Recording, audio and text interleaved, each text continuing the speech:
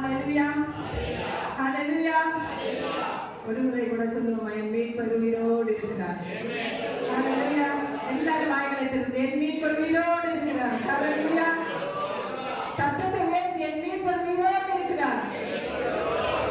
ஹல்லேலூயா. உயிர்த்த கிறிஸ்து இனி மரிப்பதில்லை. ஹல்லேலூயா ஹல்லேலூயா. பிதாவின் வலது பாகத்திலிருந்து நமக்காக பரிந்து பேசிக் கொண்டிருக்கிறார். ஹல்லேலூயா ஹல்லேலூயா. அந்த தெய்வத்தை ஆராதிப்பது நமக்கு எவ்வளவு சந்தோஷம். ஹல்லேலூயா ஹல்லேலூயா. மகிழ்ச்சியோடு எல்லாரும் நம்ம கர்த்தரை ஆராதிக்கணும். இதயத்தின் ஆழத்திலிருந்து ஆராதிக்கணும். பாடல் தெரியாம இருந்தாலும் கூட உற்சாகத்தோடு கரங்களை அசைத்து கர்த்தரை ஆராதிக்கும் போது அந்த ஆராதனை பிரியப்படக்கூடிய தெய்வம். ஹல்லேலூயா ஹல்லேலூயா. எல்லாரும் எழுந்து நின்று கர்த்தரை நமக்கு உற்சாகத்தோடு அந்த உயிரோடு இருந்த தெய்வத்தை நம்ம ஆராதிக்க முடியாது. நம்ம தேவனுடைய கரங்களை சமர்ப்பிக்கலாம். யாரும் ஆராதனை அலட்சியம் செய்யாதது கர்த்தருக்கு உண்மையாக கர்த்தருக்கு ஆராதனை கொடுக்கிறார்.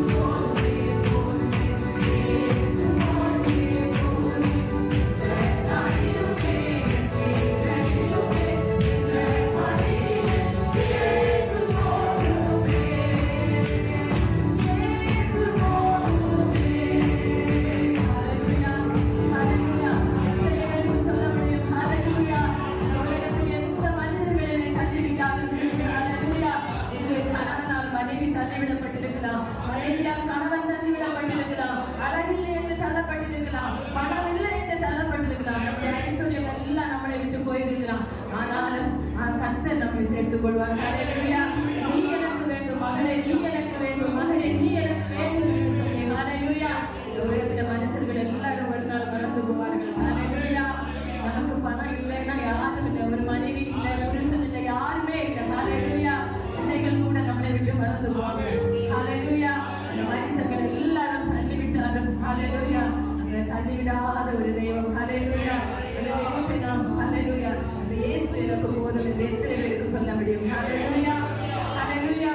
நம்முடைய ஐஸ்வர்யம் எல்லாம் அழிந்து போகட்டும். ஹalleluya.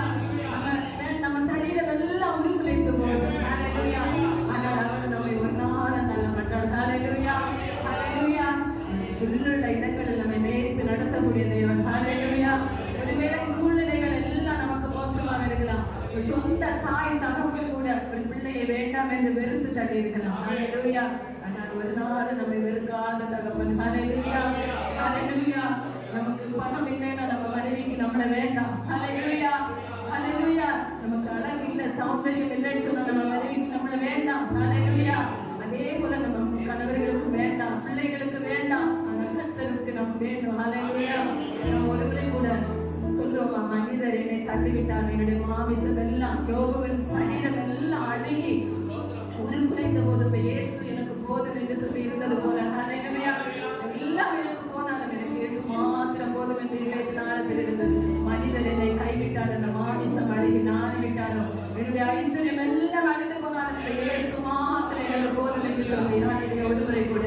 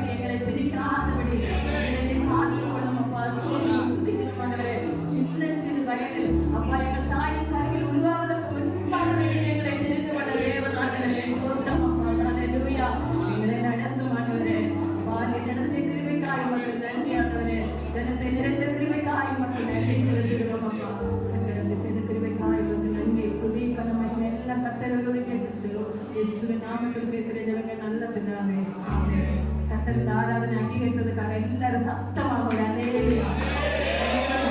எல்லாரும் கரங்களை எடுத்துக்கொண்டு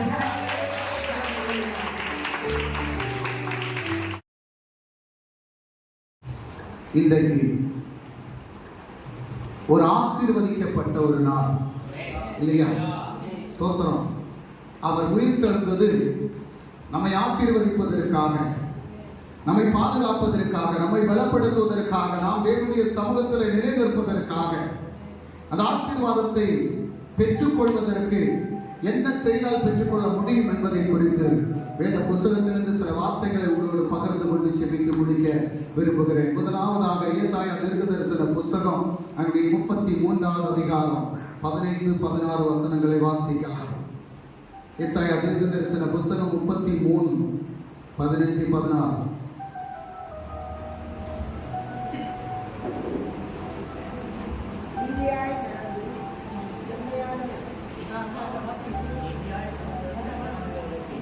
நடந்து செம்மையானவைகளை பேசி யுத்தம் செய்வதால் வரும் ஆதாயத்தை வெறுத்து பரிதானங்கள் வாங்காதபடிக்கு தன் கைகளை உதவி ரத்தம் சிந்துவதற்கான யோசனைகளை கேளாதபடிக்கு தன் செவியை அடைத்து பொல்லாப்பை காணாதபடிக்கு தன் கண்களை மூடிட எவனோ அவன் உயர்ந்த இடங்களில் வாசம் பண்ணுவான்.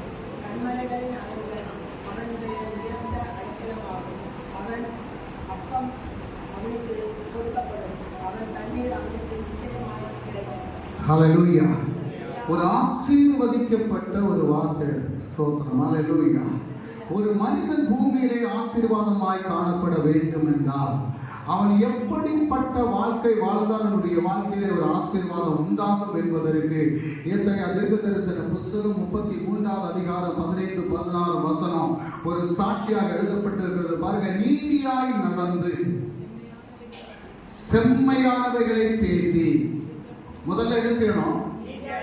நீதியாய் நடக்கணும். இரண்டாவது என்ன செய்யணும்? செம்மையானவைகளை பேசணும். மூணாவது, இடுக்கண் செய்வதனால் வரும் ஆதாயத்தை வெறுத்து, அடுத்தவங்களுக்கு துரோகம் செய்து, அடுத்தவங்களை வஞ்சிச்சு, அடுத்தவங்களுக்கு பணத்தை அபகரித்து அதனால வரக்கூடிய ஆதாயத்தை விரும்பாதபடி அதை வெறுத்து. அடுத்தது, பரிதானங்களை வாங்காதபடி. என்ன, இன்னைக்கு எங்க பார்த்தாலும் லஞ்சம் தான், எந்த வேலையை பார்த்தாலும் லஞ்சம் தான். ஸ்தோத்திரம். எந்த இடத்துல வேலை செய்தாலும் லஞ்சம் தான். ஸ்தோத்திரம். ஆனா கிறிஸ்தவ பிள்ளைங்களுக்கு அது வேண்டாம் என்று வசனம் சொல்லுது. பரிதானங்களை வாங்காதபடிக்கு தன் கைகளை உதறி. அடுத்தது, ரத்தம் சிந்துவதற்கு ஏதுவான யோசனைகளை கேளாதபடி. இன்னைக்கு நிறைய காரியம் நடக்கிறது. ரத்தம் சிந்துவதற்கான காரியம் தான் நிறைய நடக்குது. ஹல்லேலூயா. இந்த யோசனைகளை கேளாதபடிக்கு தன் செவியை என்ன செய்யணும்?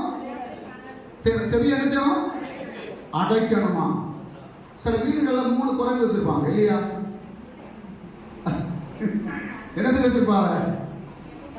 அந்த 3 குரங்கும் என்ன செய்யும்? சொல்லுங்க. ஒண்ணு வாய் மூடும், ஒண்ணு கண்ணை மூடும், ஒண்ணு செவியை மூடும் இல்லையா? என்ன, இந்த கண்கள் கொண்டு, வாய் கொண்டு, செவி கொண்டு. அது போலதான் பாருங்க, இங்க என்ன சொல்லப்பட்டிருக்கு? ரத்தம் சிந்துவதற்கான யோசனைகளை கேளாதபடிக்கு தன் செவியை அடைத்து பொல்லாப்பை காணாதபடிக்கு தன் கண்களை மூடுகிறவன் எவனோ அவன் உயர்ந்த இடங்களில் வாசம் பண்ணுவான். ஸ்தோத்திரம். இந்த பூமியில உயர்ந்த இடங்களிலே, உன்னதமான பதவியிலே, உன்னதமான வாழ்க்கை வாழக்கூடிய ஒவ்வொரு தெய்வ பிள்ளைகளுடைய வாழ்க்கையிலும் இந்த காரியங்கள் நிறைவேற்றப்பட்டால் நிச்சயமாக உங்களுடைய தண்ணியும் குறையாது, உங்களுடைய அப்பமும் குறையாது. ஹல்லேலூயா. வசனம் சொல்லுது, கண்மலைகளின் அரண்கள் அவருடைய உயர்ந்த அடைக்கலமாகும். கண்மலை எப்படி எங்க இருக்கும்? ஸ்தோத்திரம். ஹல்லேலூயா. கண்மலையில வீடு கட்டினா அதை என்ன செய்யாது? இடிந்து போகாது. ஸ்தோத்திரம். மணல்ல வீடு கட்டினா என்ன ஆகும்? இடிந்து போகும். அப்ப இடிந்து போகாத கண்மலையின் மேல நம்மளை கர்த்தர் கொண்டு வந்து நிறுத்துவார். ஸ்தோத்திரம். அப்ப கர்த்தருடைய வார்த்தையின்படி நடப்பதற்கு நம்மை ஆயத்தப்படுத்திக் கொண்டோம் என்றால் ஸ்தோத்திரம். ஹல்லேலூயா. உத்தமமாக கர்த்தருக்கு பிரியமான வாழ்க்கை வாழும்போது நம்முடைய வாழ்க்கையில ஒரு பெரிய ஆசீர்வாதம் உண்டாகும். நம்ம வேத புத்தகத்துல வாசிக்கும் போது எசேக்கியேல் தீர்க்கதரிசியை குறித்து நாம் வாசிக்கிறோம். எசேக்கியேல் தீர்க்கதரிசி அவருடைய வாழ்க்கையில ஒரு சம்பவம் நடந்தது. என்ன நடந்தது அப்படின்னு சொன்னா, அவருடைய மரண நாளை குறிப்பிட்டார். ஏசாயா தீர்க்கதரிசிகிட்ட சொல்லி விடுறாரு, கர்த்தர் உனக்கு மரண நாள் நெருங்கி விட்டது, அதனால நீ என்ன செய், உன்னுடைய காரியங்களை, வீட்டு காரியங்களை நீ ஒழுங்குபடுத்த அப்படின்னு சொல்லி வீட்டு காரியங்களை ஒழுங்குபடுத்த சொன்ன உடனே எசேக்கியேல் ராஜா என்ன செய்தார் பாருங்க. அதனுடைய 38வது அதிகாரம் பாருங்க. ஏசாயா தீர்க்கதரிசன புத்தகம் 38 1 முதல் 5 வரை உள்ள வசனத்தை நம்ம வாசிக்கும் போது 38 1 முதல் 5 வரை உள்ள வசனம். எசேக்கியா வியாதிப்பட்டு மரணத்துக்கு ஏதுவாய் இருந்தான். அப்பொழுது ஆமோசின் குமாரனாகிய ஏசாயா என்னும் தீர்க்கதரிசி அவனிடத்தில் வந்து அவனை நோக்கி, நீர் உமது வீட்டு காரியத்தை ஒழுங்குபடுத்தும், நீர் பிழைக்க மாட்டீர், மரித்து போவீர் என்று கர்த்தர் சொல்லுகிறார் என்றார். ஒரு ராஜா, அந்த ராஜா கிட்ட வந்து ஒரு தீர்க்கதரிசி சொன்னாரு. எப்படி இருக்கும்? நம்மகிட்ட ஒரு ஆள் வந்து நீ மரிச்சு போவா அப்படின்னு சொன்னா நமக்கு எப்படி இருக்கும்? சந்தோஷமா இருக்குமா? ஹல்லேலூயா. இத்தனைக்கு அவர் ஒரு பெரிய ராஜா. அவருடைய வியாதிக்கும் பார்க்காத மருந்து இருக்காது. எத்தனை டாக்டர்மார் பார்த்தாங்களோ, எத்தனை வைத்தியர்மார் பார்த்தாங்களோ தெரியாது. அப்படி பார்த்தும் கூட ஆண்டவர் சொல்லி விடுறாரு ஏசாயா தீர்க்கதரிசிட்ட, நீ போய் அவரை சொல்லிடு அப்படின்னு சொல்லி. அப்ப என்ன சொல்லப்படுது பாருங்க. ஃபர்ஸ்ட் என்ன, நீர் உமது வீட்டு காரியத்தை ஒழுங்குபடுத்த, நீர் பிழைக்க மாட்டீர், மரித்து போவீர் என்று கர்த்தர் சொல்லுகிறார். இதை யாரு சொன்னா? கர்த்தர் தான் சொல்றார். இப்ப எசேக்கியா என்ன செய்யறார் பாருங்க. அடுத்த வசனம். அப்பொழுது எசேக்கியா தன் முகத்தை சுவர்புறமாக திருப்பிக் கொண்டு கர்த்தரை நோக்கி அவர் என்ன சொல்றார் பாருங்க. கர்த்தாவே, நான் உமக்கு முன்பாக உண்மையும் மன உத்தவமாய் நடந்து உமது பார்வைக்கு நலமானதை செய்தேன் என்பதை நினைத்தருளும் என்று விண்ணப்பம் பண்ணி எசேக்கியா மிகவும் அழுதார். சோத்திரம். இதுதான் அவனுடைய மரண நாளை கர்த்தர் குறிப்பிட்டாச்சு. அவன் மரித்து போவான்னு சொல்லியாச்சு. கர்த்தரே சொன்னதுக்கு அப்புறம் அதுல எந்த மாற்றமும் கிடையாது. ஆனா அவன் என்ன சொல்றான், நான் உமக்கு முன்பாக உண்மையும் மன உத்தவமாய் நடந்தேன். இன்னைக்கு நமக்கு சொல்ல முடியுமா? யாருக்காவது? சோத்திரம். நம்ம யாருமே சொல்ல முடியாது. இன்னைக்கு பூமியில ஒரு மனுஷன் கூட சொல்ல முடியாது. அன்னைக்கு எசேக்கியா ராஜாவுக்கு மரண நாளை குறிப்பிட்ட கர்த்தர் அந்த எசேக்கியா சொல்றான், நான் உமக்கு முன்பாக மன உத்தவமாய் நான் நடந்தேன் அப்படின்னு சொல்லி உமது பார்வைக்கு நலமானதை செய்தேன் என்பதை நினைத்தருளும். சோத்திரம். அவன் செய்த எல்லா பாவங்களும் அதோட முடிஞ்சு போச்சு. சோத்திரம். அவனுடைய அக்கிரமங்கள் எல்லாம் அதோட முடிஞ்சு போச்சு. பாருங்க, அதை நினைத்தருளும் என்று சொல்லி அவன் தேவனுடைய சமூகத்தில் அவன் என்ன செய்தான்? கண்ணீர் விட்டு அழுதான். தன்னுடைய இருதயத்தை தேவனுடைய சமூகத்தில் ஊற்றினான். அடுத்தது கட்டளை புறப்பட்டு வருது பாருங்க. எங்கே இருந்து? தேவனுடைய சமூகத்தில். அடுத்த வசனம். ஏசாயாவுக்கு உண்டான கர்த்தருடைய வார்த்தையாவது, நீ போய் எசேக்கியாவை நோக்கி, தகப்பனாகிய தாவீதின் தேவனாயிருக்கிற கர்த்தர் சொல்லுகிறது என்னவென்றால், உன் விண்ணப்பத்தை கேட்டு உன் கண்ணீரை கண்டு இதோ ஒரு நாட்களோட 15 வருஷம் கூட்டுவேன். சோத்திரம். ஹல்லேலூயா. ஐயா, மனுஷன் தவறு செய்தான், பாவம் செய்தான், அவன் வியாதியில படுத்துட்டான், அவனுடைய மரண நாளையும் குறிப்பிட்டாச்சு, சொல்லியாச்சு. ஆனா அவன் என்ன செய்யறான்? அவன் மனம் திரும்பி தேவனுடைய சமூகத்தில் அவன் கண்ணீர் விட்டு கதறான். சொன்ன வார்த்தையை மாற்றார் கர்த்தர். சோத்திரம். ஹல்லேலூயா. இன்றைக்கு நமக்காக, அவன் நமக்காக அவர் சொன்ன வார்த்தையை மாற்றக்கூடிய ஒரு தெய்வம் உண்டு. ஆமென். உன்னுடைய வாழ்க்கையில உன்னுடைய ஆசீர்வாதம் தடைபட்டு இருக்கிறது, உனக்கு ஆசீர்வாதம் இல்லை என்று சொல்லக்கூடிய ஜனங்களுக்கு முன்பாக அந்த ஆசீர்வாதத்தை தடைபடுத்தி வைத்திருக்கக்கூடிய சத்துருடைய கரத்திலிருந்து அந்த ஆசீர்வாதத்தினுடைய குடும்பத்திலே தருவதற்கு ஆமென் கர்த்தர் ஜீவன் உள்ளவராய் இன்றும் இருக்கிறார். ஹல்லேலூயா. உன்னுடைய ஆசீர்வாதத்தை யாரும் பறித்து கொண்டு போக முடியாது, அதை தடைபடுத்த முடியாது. சத்துருவானவன் நினைக்கக்கூடிய காரியம் அல்ல, கர்த்தர் நினைத்த காரியம் உன்னுடைய வாழ்க்கையில் நிறைவேற்றப்படும். ஹல்லேலூயா. சொன்ன வார்த்தையை நிறைவேற்றக்கூடிய தேவன். ஹல்லேலூயா. சொன்ன வார்த்தை நிறைவேற்றக்கூடிய தேவன். அவருடைய சமூகத்தில் தன்னை ஒப்பு கொடுத்தான். அதுக்கு அப்புறம் நீங்க அந்த அதிகாரம் முழுவதும் நீங்க படிச்சீங்க அப்படின்னு சொன்னா எசேக்கியாவுடைய வாழ்க்கையில என்ன நடந்தது அப்படின்னு சொல்லி ஸ்தோத்திரம். 15 வருடம் கூட்டி கொடுத்தார். அந்த 15 வருடத்துல எசேக்கியா கர்த்தரை விட்டு விலகி போயிட்டார். ஹல்லேலூயா. ஸ்தோத்திரம். ஏன்? ஆசீர்வாதங்கள் பெரிதினால. கர்த்தர் ஆசீர்வாதம் நமக்கு தருகிறார் என்றால் கர்த்தருக்கு நன்றி செலுத்தி அவர் செய்த ஒவ்வொரு நன்மைகளை சொல்லி சொல்லி ஒவ்வொரு நாளும் அவருடைய சமூகத்தில் ஜெபிக்கக்கூடிய பிள்ளைகளாக மாறணும். இன்றைக்கு என்னுடைய வாழ்க்கையில் இருக்கக்கூடிய தரித்திரங்கள் மாறப்படணும். என்னுடைய வாழ்க்கையில் இருக்கக்கூடிய தேவைகள் சந்திக்கப்படணும். என்னுடைய வாழ்க்கையில் ஒரு உயர்வு வேணும். இந்த பிள்ளைகளுடைய வாழ்க்கையில ஒரு மாற்றமான உயர்வு வேணும். நம்ம ஜெபிக்கிறோம். ஸ்தோத்திரம். ஜெபிக்கக்கூடிய ஜெபம் தேவனுடைய சமூகத்தில் கேட்கப்பட்டு நமக்கு ஒரு ஆசீர்வாதம் வர வேண்டும் என்றால் கர்த்தருடைய வார்த்தையின்படி நடப்பதற்கு நம்மை ஆயத்தப்படுத்திக் கொள்ள வேண்டும். ஹல்லேலூயா. ஸ்தோத்திரம். ஏசாயா தீர்க்கதரிசன புத்தகம் என்னுடைய 54வது அதிகாரத்துல 7-8 வசனம் வாசித்தோம் அப்படி சொன்னா கர்த்தர் நமக்காக மனம் இறங்கக்கூடிய தேவன் என்பதை நாம் வாசிக்கிறோம். இமைப்பொழுது உன்னை கைவிட்டேன், ஆனாலும் உருக்கமான இரக்கங்களால் உன்னை சேர்த்துக் கொள்வேன். அடுத்த வசனம் 8. அற்பகாலம் உண்ட கோபத்தினால் என் முகத்தை இமைப்பொழுது உனக்கு மறைத்தேன், ஆனாலும் நித்திய கிருபையுடன் உனக்கு இறங்குவேன் என்று கர்த்தராகிய ஒரு மீட்பர் சொல்லுகிறார். ஹல்லேலூயா. அவருடைய கோபம் சில நிமிட நேரம் தான். ஸ்தோத்திரம். ஹல்லேலூயா.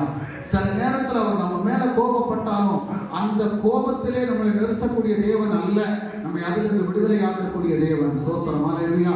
வசனம் தெளிவா சொல்லுது பாருங்க. அற்ப காலம் உண்ட கோபத்தினால் என் முகத்தை இமைப்பொழுது அப்படின்னு சொல்லும்போது நம்ம கண்ணை மூடி திறக்கக்கூடிய நேரம். அப்பதான் கைவிட்டார். என்ன சொல்றாரு? என் முகத்தை இமைப்பொழுது உனக்கு மறைத்தேன், ஆனாலும் நித்திய கிருபையுடன் உனக்கு இறங்குவேன் என்று கர்த்தராகிய ஒரு மீட்பர் சொல்லுகிறார். ஹல்லேலூயா. எந்த மனிதன் சொல்றதல்ல, கர்த்தர் சொல்றார். உனக்காக இறங்கக்கூடிய ஒரு தெய்வம் உண்டு, உன்னை ஆசீர்வதிக்கக்கூடிய ஒரு தெய்வம் உண்டு, உன்னை பாதுகாக்கக்கூடிய ஒரு தெய்வம் உண்டு. நீர் விரும்பக்கூடிய காரியத்தை அல்ல, கர்த்தர் விரும்பக்கூடிய காரியத்தினுடைய வாழ்க்கையை செய்யக்கூடிய ஒரு தெய்வம் உண்டு. என்னுடைய 10வது வசனத்தை படிங்க. 10வது வசனம்.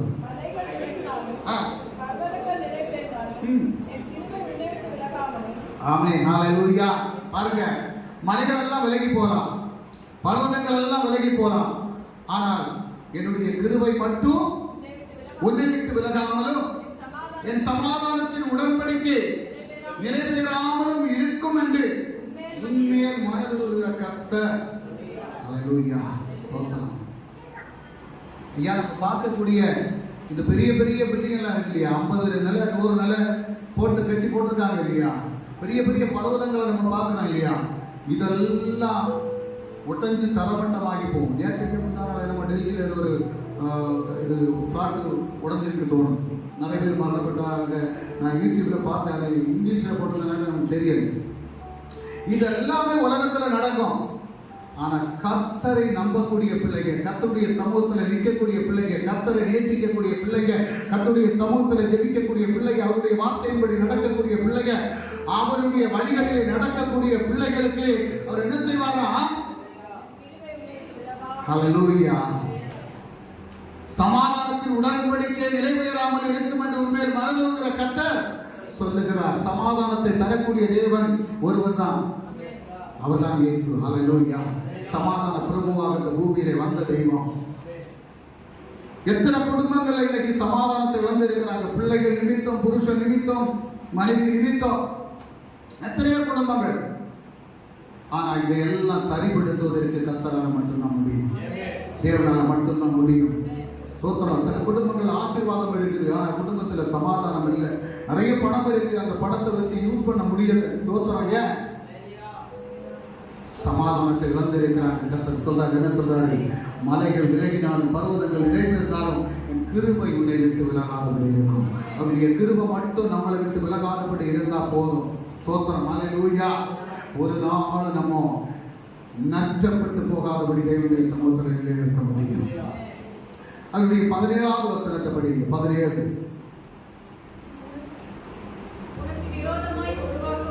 உனக்கு விரோதமாக உருவாக்கப்படும் எந்த ஆயுதமும் என்ன செய்யப்படுமா? வாசிங்களா நீங்க இன்னொரு கூட படிங்க.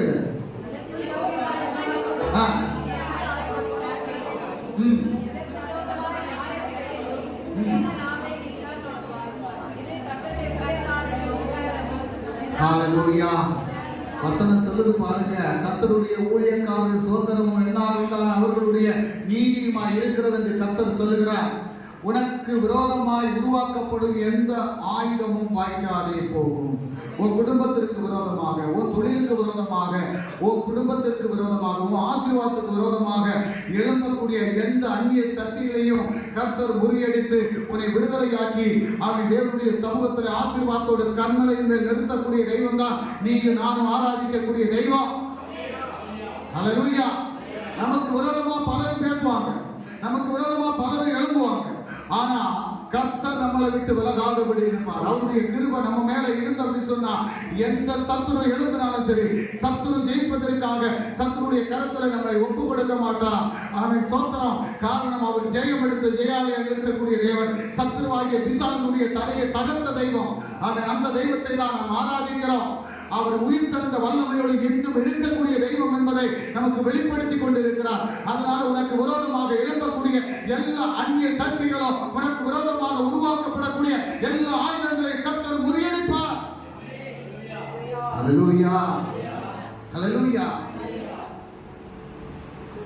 ஆனா ஒரு காரியத்தை நீங்க செய்யணும்.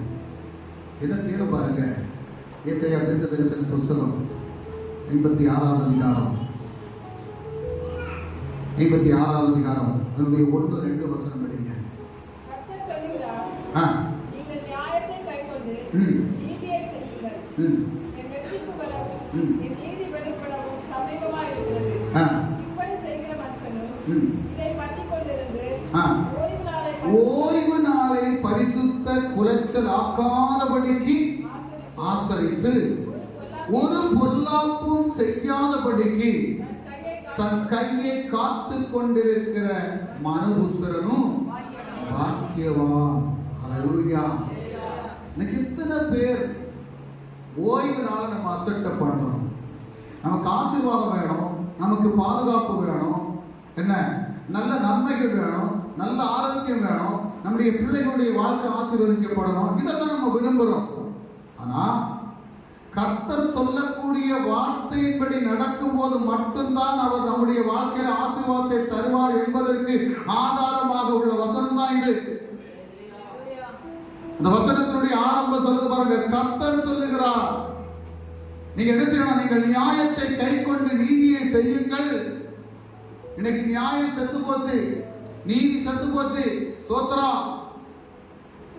என் ரட்சிப்பு வரவும் என் நீதி வெளிப்படவும் சமீபமாக இருக்கிறது.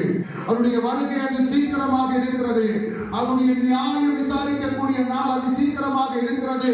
அது வெளிப்படக்கூடிய காலம் நெருங்கிவிட்டது. அதனால நீ என்ன செய்யணுமா? என் ஓய்வு நாளை என்ன செய்யணும்? என்ன செய்யணுமா? ஓய்வு நாளை பரிசுத்த குலைச்சலாக்காதபடிக்கு ஆசரிக்கணுமா? ஒவ்வொரு ஓய்வு நாளும் ஒவ்வொரு கிறிஸ்தவனுடைய வாழ்க்கையில் பிரதானப்பட்டது. சிலவங்க இருக்கிறாங்க, சில கிறிஸ்தவங்க ஒரு வருஷத்துல 2 நாள் ஆராதனைக்கு போகிறீங்க. 2 நாள் நான் பார்க்குறேன். அந்த இதில் ரோட்ல எல்லாம் பார்க்குறேன். அப்படி சோத்திரம். கிறிஸ்துமஸ் அன்னைக்கும் ஈஸ்டர் அன்னைக்கு இன்னைக்கு பார்த்தீங்கன்னா நிறைய இருக்கும். அதே மாதிரி கிறிஸ்துமஸ் அன்னைக்கு இருக்கும். அதல்ல சோத்திரம். ஒவ்வொரு நாளும் கர்த்தர் நம்மை பாதுகாக்கிறார். அவர் கிறிஸ்துமஸ் அன்னைக்கும் ஈஸ்டர் அன்னைக்குமா பாதுகாக்கிறாரு? கிறிஸ்துமஸ் அன்னைக்கு ஈஸ்டருக்கு மாத்திரமா நமக்கு சாப்பாடு தராரு இல்லையே. ஒவ்வொரு நாளும் அவர் பாதுகாக்கிறார். ஒவ்வொரு நாளும் நம்மை நடத்துகிறார். ஒவ்வொரு நாளும் நம்முடைய தேவைகள் என்ன என்பதை பார்த்து செய்யக்கூடிய தெய்வம் தான் நாம் ஆராதிக்கக்கூடிய தெய்வம். என் பிள்ளைகள் வெட்கப்பட்டு போகக்கூடாது அப்படின்னு சொல்லி அவர் ஒவ்வொரு காரியங்களையும் நேர்த்தியாக நடத்தக்கூடிய தேவன். இன்னைக்கு பெத்த தாப்ப மாறிடலாம், பிள்ளை மாறிடலாம். ஆனா பெத்த தாப்பனும் தாயும் பிள்ளை எல்லாம் அவர் மாறாதபடி ஒவ்வொரு நாளும் நம்மை கருத்தாய் விசாரித்து நம்மை நடத்தக்கூடிய தேவன். அதனால தான் அவர் சொல்றாரு, உன்னுடைய வாழ்க்கையில நான் ஆசீர்வாதத்தை தருவேன், உன்னுடைய வாழ்க்கை ஆசீர்வதிக்கப்பட்டு இருக்கும், உன்னை கண்மலையின் மேல் நிறுத்துவேன். என்னுடைய ஓய்வு நாளில் என்ன செய்யணும்? ஆசரிக்கணும், பரிசுத்தமா ஆசரிக்கணும். அதை அசட்டை பண்ணக்கூடாது. கல்யாணத்துக்காக ஆராதனை முடங்கக்கூடாது, பாதுகாப்புக்காக ஆராதனை முடங்கக்கூடாது, என்ன சடங்கு வீட்டுக்காக ஆராதனை முடங்கக்கூடாது. ஸ்தோத்திரம், அல்லேலூயா. ஒவ்வொரு நாளும் விசேஷித்த நாட்கள் என்பதை குறித்து வேதவசனம் குறிப்பிடுகிறது.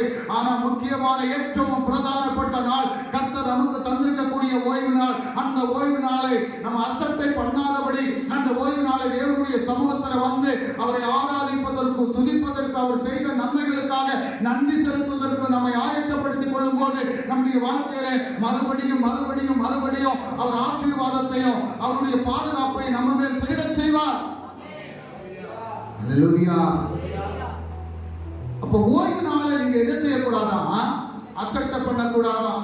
வசனம் சொல்லுது பாருங்க, பரிசுத்த குலத்திலாக்காதபடிக்கு ஆசரித்து ஒரு பொருளாப்பும் செய்யாதபடிக்கு தன் கையை காத்துக் கொண்டிருக்கிற மனுபுத்திரன் பாக்கியவான். அல்லேலூயா. ஞாயிற்றுக்கிழமை நிறைய பேர் வேலை இருந்துச்சுன்னா உடனே வேலைக்கு ஓடிடுவாங்க. என்ன கம்பெனியால வேலை செய்யறவங்க இல்லை. இப்போ உங்களுக்கு போர்த்துக்கிறவங்களுக்கு ஞாயிற்றுக்கிழமை வேலைக்கு போய் தான் ஆகணும், இல்லைன்னா உங்களுக்கு சம்பளம் இல்லை. ஆனால் நீங்கள் காலையில் ஆராதனைக்கு முக்கியத்துவம் கொடுத்து போகும்போது அன்றைக்கு முழுவதும் கர்த்தருடைய காரியத்தை கர்த்தருடைய வசனம் சொல்லுது, அதிகாலையில் என்னை தேடுகிறவன் என்னை கண்டடைவான் என்று சொல்லி கர்த்தர் அந்த நேரத்தை கொடுத்திருக்கிறாரு. இந்த அதிகாலை நேரத்தில் எழுந்து உற்சாகத்தோடு அவன் தேவனுடைய சமூகத்தில் வந்து கர்த்தரை ஆராதனை செய்து போய் நம்ம வேலை செய்யும் போது அன்றைக்கு உள்ள ஒரு உற்சாகம் மற்ற நாட்களில் கிடைக்காது. அல்லேலூயா. அதான் கர்த்தர் சொல்றார், அவன் தான் பாக்கியவான் அப்படின்னு சொல்லி. வேற உலகத்துல யாரையும் பாக்கியவான்னு சொல்லலைங்க. நிறைய பேர் பாக்கியவான்னு சொல்லுவாங்க, உலகத்தான் சொல்லுவாங்க. ஆனா கர்த்தர் சொல்லக்கூடிய பாக்கியவான் நம்ம எல்லாம் அதில் உட்பட்டவங்க. உங்களுக்கு தெரியுமா, நேற்றைக்கு ராத்திரி 2 மணி நேரம் தூக்கம் இல்லை. 2 மணி நேரம் தூக்கம் இல்லை, என்னன்னே தெரியாது. 2 மணிக்கு தூக்கம் வந்தது, தூங்கிட்டேன். எப்ப இருக்கிறேன்னு எனக்கு தெரியாது. ஆனா கரெக்டா 3:10 கர்த்தரை தட்டி எழுப்பி உணர்த்தினார். ஸ்தோத்திரம். கரெக்டா 3:10 தட்டி எழுப்பினார். இன்னைக்கு இது வசன காலையில் 3:20 வந்திருக்குமே. ஹல்லேலூயா. இது ஏன் தெரியுமா? ஓய்வு நாள் என்பது கர்த்தருக்குரிய நாள் என்பதை மட்டுமல்ல, கர்த்தர் எனக்கு கொடுத்திருக்கக்கூடிய அந்த வேலையை செய்வதற்கு, அதோடு ஜெபத்தோடு நான் தேவனுடைய சமூகத்தில் இருக்கும்போது கர்த்தர் சத்துருடைய கரத்தில் என்னை விடுதலையாக்கி என்னை எழுப்பி கொண்டு வந்து நிறுத்துவார். சிலவங்க சொல்லுவாங்க, நான் சனிக்கிழமை நினைப்பேன், படுத்துருவேன், தூங்கிடுவேன், காலையில் எந்திக்க முடியாது அப்படின்னு சொல்லி. நீ சனிக்கிழமை படுத்து தூங்கும்போது நீ ஆண்டுடைய சமூகத்தில் ஜெபிக்கணும்.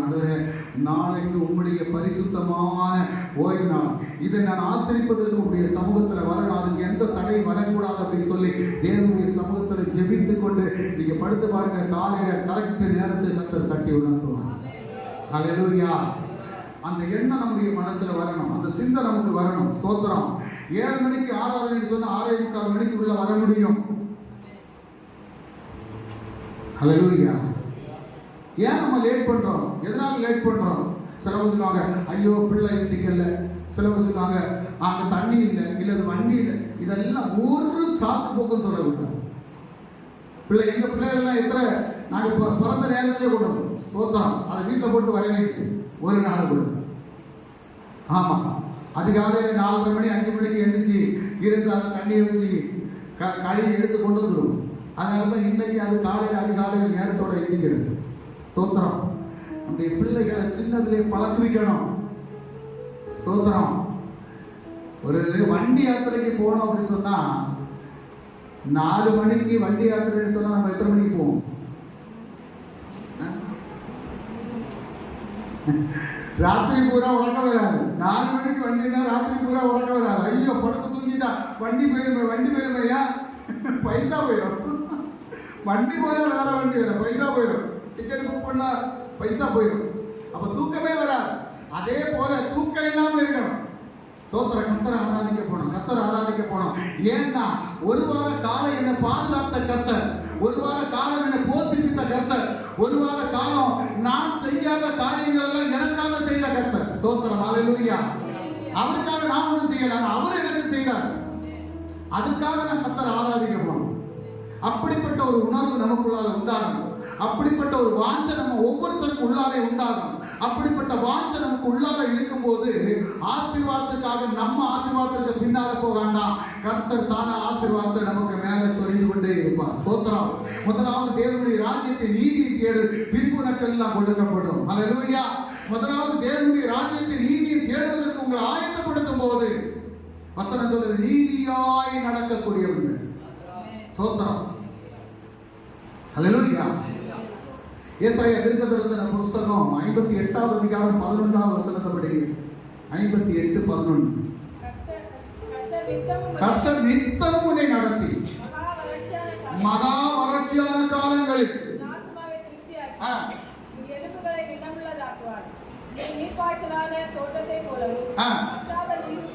ஹல்லேலூயா.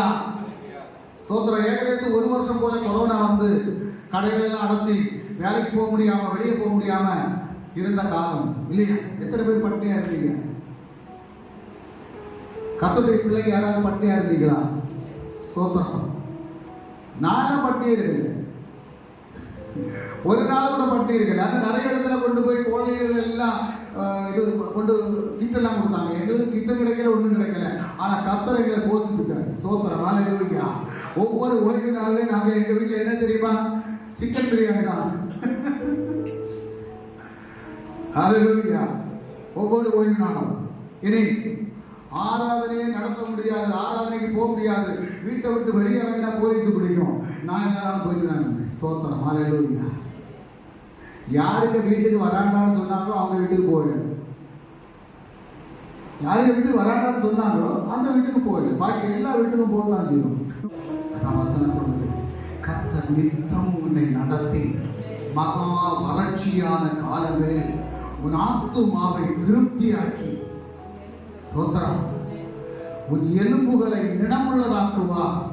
நீ நீர்ப்பாய்ச்சலான தோட்டத்தை போலவும் வற்றாத நீரூற்றை போலவும் இருப்பாய். ஹல்லேலூயா, ஹல்லேலூயா.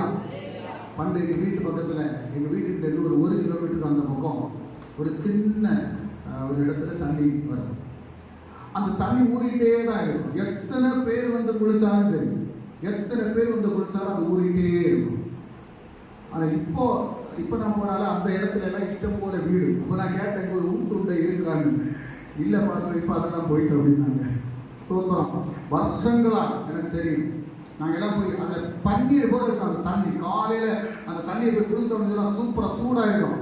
சிலவங்க குடிக்கிறதுக்கு அதை ஒரு சைட்லேருந்து எடுப்பாங்க. நான் வசனம் சொல்லுது பாருங்க, நீர்ப்பாய்ச்சலான தோட்டத்தை போலவும் வற்றாத நீரூற்றை போலவும் இருப்பாய். அந்த வற்றாத நீரூற்றை போல நம்மை ஆசீர்வதித்து நடத்தக்கூடிய ஒரு தெய்வம் நமக்கு உண்டு என்ற ஒரு விசுவாசம் நமக்குள்ளார வேணும். எனக்கு அருமையான தெய்வ பிள்ளைகளே, அந்த விசுவாசம் நமக்குள்ளார வரும்போது மட்டும்தான் நம்ம அதை பெற்றுக்கொள்ள முடியும். ஹல்லேலூயா. ஏசாயா தீர்க்கதரிசன புத்தகம் என்னுடைய 61வது அதிகாரம் 7வது வசனத்தை படிங்க. 61:7. ஆமா, ஸ்தோத்திரம். உங்கள் வெட்கத்திற்கு பதிலாக இரண்டத்தனையாய் பலன் வரும், லட்சைக்கு பதிலாக தங்கள் பாதத்தில் சந்தோஷப்படுவார்கள். அது நிமித்தம் தங்கள் தேசத்தில் இரட்டிப்பான சுதந்திரம் அடைவார்கள். நித்திய மகிழ்ச்சி அவர்களுக்கு உண்டாகும். சந்தோஷத்தை இழந்து, சமாதானத்தை இழந்து, இந்த பட்டணத்தில் நாங்கள் வந்து தரித்திரத்தில் இருக்கிறோம், இந்த பட்டணத்தில் வந்து நாங்கள் கஷ்டப்படுறோம் அப்படின்னு சொல்லக்கூடியவங்க யாராவது இருந்தா கர்த்தர் சொல்றாரு, இந்த பட்டணத்தில் அவனை ஆசீர்வதித்து உன்னை உயர்த்தி அவனை சொந்தரம் எல்லாருக்கும் முன்பாக உன்னுடைய தலையை எண்ணெயால் அபிஷேகம் பண்ணி உயர்த்துவேன் என்று கர்த்தர் சொல்றார். ஹல்லேலூயா. இரட்டிப்பான சுதந்திரம். யோபு இழந்து போனதெல்லாம் இரட்டிப்பாய் பெற்றுக் கொண்டார். எப்படி பெற்றுக் கொண்டார்? அவர் எங்கேயுமே உழைச்சு கொண்டிருந்தாரா? ஸ்தோத்திரம். அவர் உழைக்கணும் செய்யல. கர்த்தர் சொன்னார், இவனை இரட்டிப்பாய் ஆசீர்வாதத்தை கொடுக்கிறதுக்கு தான் முதல்ல இவர்கிட்ட இருந்தெல்லாம் எடுத்த அப்படின்னு சொல்லி. அதே போல இன்றைக்கு தரித்திரத்தில் இருக்கக்கூடிய உங்களுடைய வாழ்க்கையை கர்த்தர் இரட்டிப்பான ஆசீர்வாதத்தினால் நிரப்பக்கூடிய தேவன் என்பதை ஒவ்வொருவரும் அறிந்து கொள்ளணும். கர்த்தர் ஒரு நாள் யாருக்கும் கடங்காரம் இல்லை. உண்மையா நீங்க கர்த்தருக்காக கொடுத்ததில் இருந்து உங்களுக்கு பரிபூர்ண சமாதானத்தின் சந்தோஷத்தின் ஆசீர்வாதத்தை தருவதற்கு கர்த்தர் போதுமானவராக இருக்கிறார். ஒரு நாள் அவர் நம்மை வெட்கப்படுத்தக்கூடிய தேவன் அல்ல. அல்லேலூயா. மற்றவர்களுடைய வாழ்க்கையை போல அல்ல நம்முடைய வாழ்க்கை. என்றைக்கு நீங்க ரட்சிப்புக்குள்ளாக வந்தீங்களோ, என்றைக்கு இயேசு உங்களை பேர் சொல்லி அழைத்தாரோ, அன்று முதல் உங்களுடைய வாழ்க்கையை முழுவதையும் அவர் கவனித்துக் கொண்டே இருப்பார். இங்க ஒரு ஆள் இருக்குது சாட்சி. 3.5 வருட காலம் ஞானசானம் எடுத்தார். 2017 ஞானசானம் எடுத்த உடனே 3.5 வருஷமா வேலை இல்லை. வேற யாராவது என்ன செய்வாங்க? இந்த தெய்வம் வேண்டாம் அப்படின்னு சொல்லி விட்டுட்டு போவாங்க. அந்த 3.5 வருஷ காலமும் பட்ட அந்த கஷ்டங்களுக்கெல்லாம் ரெட்டிப்பான மகிழ்ச்சியை கர்த்தர் கொடுத்தார். ஹல்லேலூயா. இந்த சபையில எப்ப தேவை வருதுன்னு சொல்லி கர்த்தர் எதிர்பார்த்து காத்து கொண்டிருந்தார். இந்த சபையில தேவைகள் பெருகின உடனே அங்கு 3.5 வருட காலமாக அனுபவித்த கஷ்டத்துக்கெல்லாம் ரெட்டிப்பான சந்தோஷத்தை கொடுத்து உன்னதமான ஸ்தானத்திலே கர்த்தர் உயர்த்தினது போல இங்க இருக்கக்கூடிய ஒவ்வொரு பிள்ளைகளையும் கர்த்தர் ஆசீர்வதித்து உயர்த்துவார் இந்த வருடத்தில். ஹல்லேலூயா. வெட்கப்படுத்தக்கூடிய தேவன் அல்ல. எல்லா நாளிலும் கர்த்தருக்கு பிரியமான வாழ்க்கை வாழ்வதற்கு நம்மை ஆயத்தப்படுத்திக் கொள்ளும் போது நிச்சயமாக நம்முடைய வாழ்க்கையில் ஒரு பெரிய ஆசீர்வாதம் உண்டாகும். ஏசாயா தீர்க்கதரிசன புஸ்தகம் என்னுடைய 60வது அதிகாரம் 19-20 வசனம் படிங்க. சிலப்ப நீங்க நினைக்கல எல்லாமே ஏசாயா தீர்க்கதரிசன புஸ்தகத்திலிருந்து எடுத்திருக்கிறார் அப்படின்னு சொல்லி கர்த்தரா தான் கொடுத்தாரு. இனி சூரியன் உனக்கு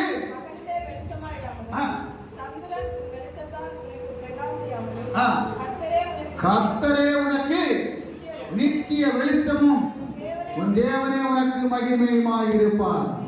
ஐயா, இந்த உலகத்துல நம்ம காணக்கூடிய சூரியனுடைய வெளிச்சம், சந்திரனுடைய வெளிச்சம் எல்லாம் இதை விடவும் பிரகாசமான ஒரு கர்த்தர் தான் நாம் ஆராதிக்கக்கூடிய இயேசு.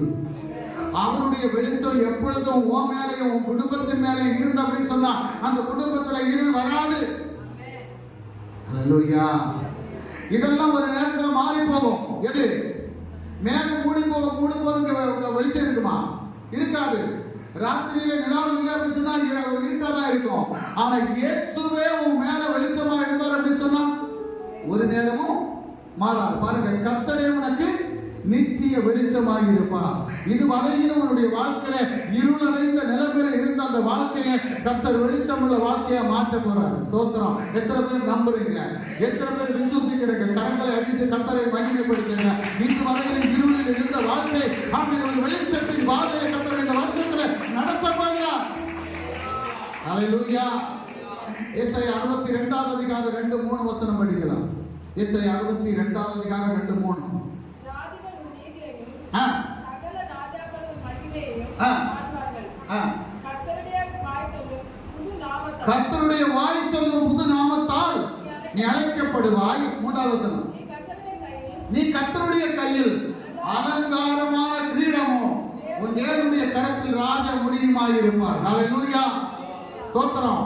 யாருடைய கரத்துல? கர்த்தருடைய கரத்துல.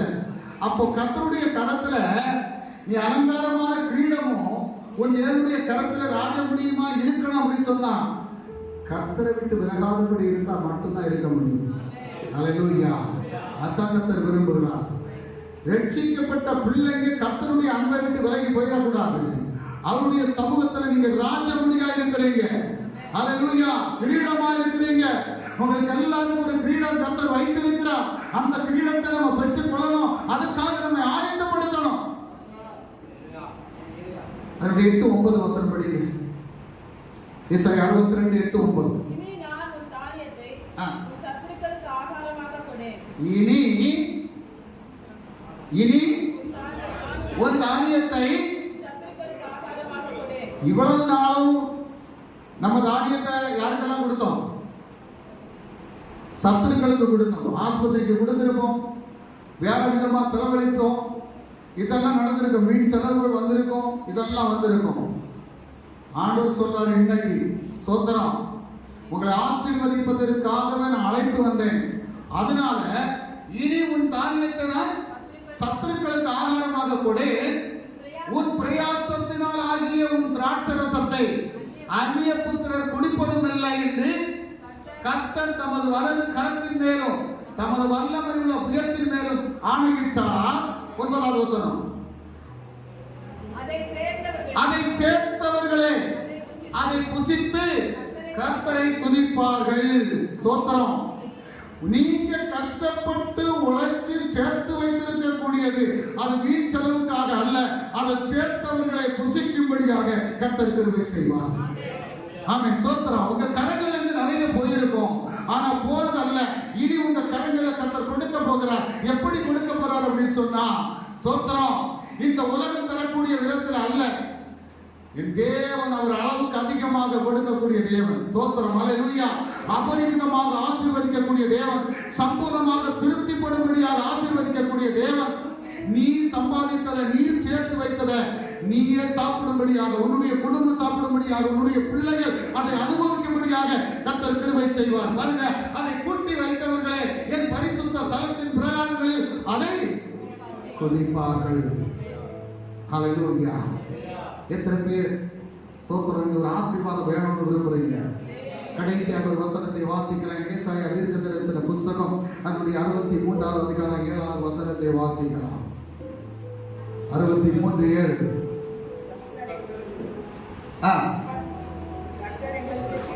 கர்த்தர் எங்களுக்கு செய்தருளின எல்லாவற்றிற்கும். நல்லா புரிந்து கொள்ளணும். ஸ்தோத்திரம். நல்லா புரிந்து கொள்ளணும். என்ன சொல்லிருக்கு?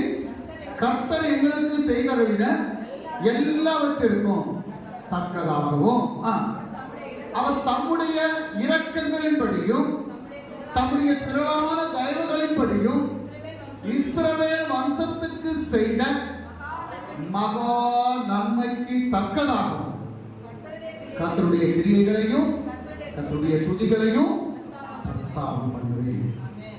ஆண்டவர் கேட்கக்கூடியது என்ன? வேற எதையுமே உங்கள்கிட்ட கேட்கல. ஸ்தோத்திரம். அவர் செய்த ஒவ்வொரு நன்மைகளை நினைத்து கர்த்தரை துதித்து அவருடைய நாமத்தை பிரஸ்தாபம் பண்ணணும்னு தான் அவர் விரும்புகிறாரே தவிர வேற ஒன்றும் கர்த்தர் விரும்பவில்லை. ஸ்தோத்திரம். ஆமென். தேவனுடைய பிள்ளைகளுடைய வாழ்க்கையில கர்த்தர் வைத்திருக்கக்கூடிய அந்த ஆசீர்வாதத்தை சுதந்திரித்துக் கொண்டு அவர் தரக்கூடிய ஆமென் சமாதானத்தை, சந்தோஷத்தை அனுபவித்துக் கொண்டு அவருடைய நாமத்தை மகிமைப்படுத்தணும். அதைத்தான் கர்த்தர் விரும்புகிறார். அந்த வசனம் தெளிவா சொல்லுது பாருங்க. என்ன சொல்லுது? மகா நன்மைக்கு தக்கதாகவும். மகா நன்மைன்னா என்ன நன்மை? ஸ்தோத்திரம். இந்த உலகத்தில் தராத நன்மை. ஸ்தோத்திரம். மகா நன்மை. கர்த்தருடைய கிரியைகளை கர்த்தருடைய துதிகளையும் பிரசாரம் பண்ணு. அவர் செய்த நம்முடைய வாழ்க்கையில செய்த நன்மைகளையும் அவருடைய வாழ்க்கையில செய்த ஒவ்வொரு நன்மைகளையும், அவர் தரக்கூடிய பாதுகாப்பு, அவர் தரக்கூடிய உயர்வுகள், அவர் தரக்கூடிய சமாதானம், அவர் தரக்கூடிய சந்தோஷம், இதெல்லாம் நினைத்து நினைத்து கர்த்தரை ஒவ்வொரு நாளும் பிரசாதம் பண்ணக்கூடிய தெய்வ பிள்ளைகளாக நம்ம ஒவ்வொருத்தரும் மாறும்போது நம்முடைய வாழ்க்கையில ஒரு நாளும் குறைவில்லாதபடி நடத்தக்கூடிய தெய்வத்தினுடைய கதை நம்மோடு கூட இருந்து ஆசீர்வதித்து நடத்துவார். ஹல்லேலூயா. ஆமென். ஸ்தோத்திரம். எத்தனையோ பேர் இன்னைக்கு பாருங்க ஆஸ்பத்திரிகளிலே போய் படுத்திருக்கிறாங்க. எத்தனையோ பேர். ஆனா பாருங்க, நம்மள எல்லாரையும் கர்த்தர் அதிகாலை நேரத்தில் தட்டி எழுப்பி பலத்தை தந்து சக்தியை தந்து அவருடைய சமூகத்தில் வந்து சந்தோஷத்தோடு அவரை ஆராதிக்கும்படியான ஒரு கிருபையை அவர் நமக்கு தந்திருக்கிறார். ஹல்லேலூயா. அப்ப அதற்காக நாம் கர்த்தருடைய நாமத்தை என்ன செய்யணும்? மகிமைப்படுத்தணும். அவருடைய நாமத்தை பிரசாபப்படுத்தணும். அதுக்காக மட்டும்தான் கர்த்தர் நம்மை அழைக்கிறார். அவர் நம்மை ஆசீர்வதிக்கக்கூடிய தேவன். அந்த ஆசீர்வாதத்தை சுதந்திரித்துக் கொள்ளும் போது அவருடைய நாமத்தை நம்ம பிரசாதம் பண்ணணும். அதுதான் கர்த்தர் விரும்புகிறார். எத்தனை பேர் விரும்புறீங்க? அப்படியே தெய்வ சமூகத்தில் எழுந்து நின்று ஒரு பாடலை பாடி, பரிசுத்தரே எங்கள் இயேசு தேவா நானிலத்தில் எந்த ராஜா என்ற பாடலை பாடி நாம் கர்த்தருடைய நாமத்தை மகிமைப்படுத்த போகிறோம்.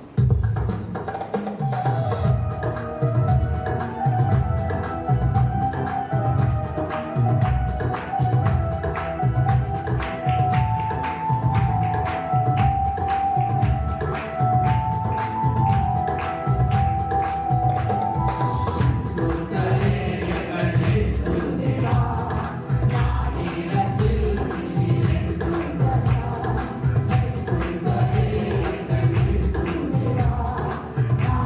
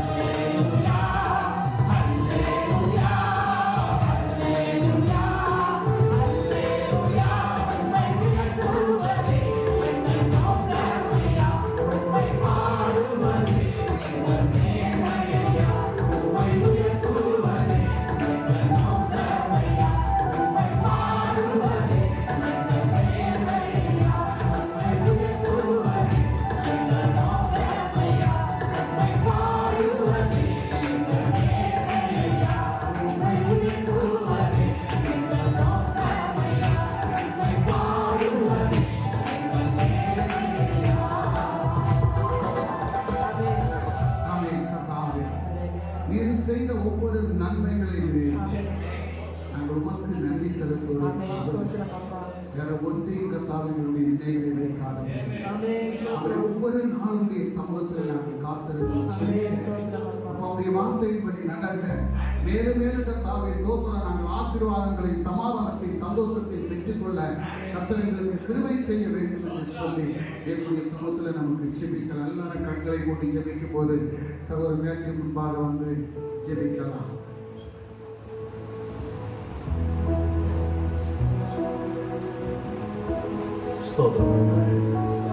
காலை வரை கொடுத்து கிருபைக்காக வாழ்ந்து வீட்டு நாலு மாட்டவரே எங்களை ஒருமித்து கூடி செய்து கிருபைக்காக பேசின வார்த்தைகளுக்காக எங்களுக்காக செய்து வைத்திருக்க நன்மைகள் ஆண்டவரை எங்கள் காணவில்லை ஆண்டவரை செல்கள் கேட்கவில்லை ஆண்டவரை அப்பா உண்மை நாங்கள் பற்றி கொண்டிருக்கும் பொழுது கர்த்தரைகளை உயர்த்துவீராகவே வழிநடத்துவீராகவே அப்பா நாங்கள் வெட்கப்பட்டு போகாத படிக்க இதுவரை நடத்தி வந்த தேவனாகவே கண்ணின் மணி போல காத்த தேவனாகவே இனிமேலும் ஆண்டவரை நாங்கள் உம்முடைய சமூகத்திலே காத்திருந்து ஆண்டவரை அப்பா உம்முடைய திட்டத்திற்கு எங்களை ஒப்புக் கொடுத்தாங்க உண்மை மாத்திரம் மகிமைப்படுத்தாங்க எங்களுக்கு அந்த கிருபையும் தயவும் கர்த்தர் கொடுக்கும்படிக்கு ஜெபிக்கிறோம். இயேசு கிறிஸ்து வல்லமையின் நாமத்தில் ஜெபிக்கிறோம். ஜெபிக்கிறோம் நல்ல பிதாவே. ஆமென். என் ஆத்துமாவே கர்த்தரை ஸ்தோத்திரி, என் உள்ளமே என் பரிசுத்த நாமத்தை ஸ்தோத்திரி. என் ஆத்துமாவே கர்த்தரை ஸ்தோத்திரி, கர்த்தர் செய்த சகலவற்றையும் மறவாதே. ஆமென். நம் ஆசீர்வாதத்திற்காய் தலைகளை வணங்கலாம். கர்த்தராகிய இயேசு கிறிஸ்துவின் அன்பும் பிதாவின் கருணையும் பரிசுத்த ஆவியாருடைய சமாதானமும் சந்தோஷமும் கூட்டாய்மையும் ஒவ்வொருவரின் மேலும் கர்த்தருடைய இரண்டாவது நிலையில் மாறாகட்டும். ஆமென். ஆமென். சேர்ந்த கர்த்தருடைய